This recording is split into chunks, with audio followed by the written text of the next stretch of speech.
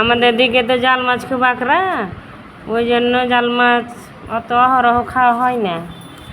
আজকে আমাদের ছেলের বাবা জাল মাছ আনলে হাট থেকে, তো জাল মাছ আমি বললাম ঝিঙেও নিয়ে আনিও, তো ঝিঙেও নিয়ে এলো, জাল মাছও নিয়ে এলো। এবার দেখি কেমন লাগে। বহুদিন থেকে দেশি মাছগুলোই খাওয়া হয়, এটা দেশি কিন্তু নয়, এটা একটু বিদেশি মাছ, জাল মাছ। আবার কী করবো, দেখছি তো মেয়ের ছেলে বাবা ঝিঙেও নিয়ে এসছে। এবার বললাম যে ভাজি করে ভুনা করে না রেনে জাল মাছ ঝিঙে দিয়ে রান্না করে নিই, দিয়ে ফের ঝিঙে দিয়ে জাল মাছ সব রকম মশলা কুচলো বেটে যতক্ষণে ভিডিওটা বানাচ্ছি কি না, আর আগে আমার খাওয়া হয়ে গেছে ঝিঙেটা।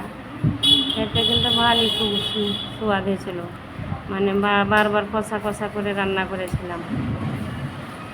জাল মাছ অহরহই খাওয়া হয়, কিন্তু দেশিগুলি খাওয়া হয়, এগুলো খাওয়া হয় না, এগুলো একটু মোটা। আর এগুলো দেশি লাগে ছোটো ছোটো সাইজের, ওটা একটু বেশি খেতে টেস্ট এটা থেকে। তো ঝিঙে দিয়ে এনেছিলাম, তো খেতে পারটা মন্দ লাগেনি, ভালোই লেগেছিলো। আমার ঝিঙেটা যদি রান্না ভালো হয় আপনারা কমেন্ট শেয়ার করবেন। আমার ভিডিওগুলোতে কমেন্ট শেয়ার করলে আমাকে ভিডিওগুলো বানাতে ভালো লাগে। ভিডিও যেটুকুন দেখছো কি না, এটা আরও অনেক কত খাটনি আছে, কষ্ট আছে ভিডিওগুলোতে একটু কমেন্ট শেয়ার করিয়েন।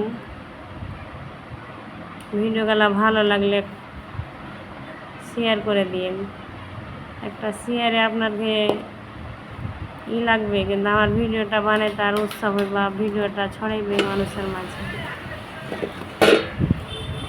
যাক, যতক্ষণে ভিডিওটা বানাচ্ছি ততক্ষণ আমার ঝিঙে জাল মাছটা খেয়েছি, ভালোই লেগেছিল।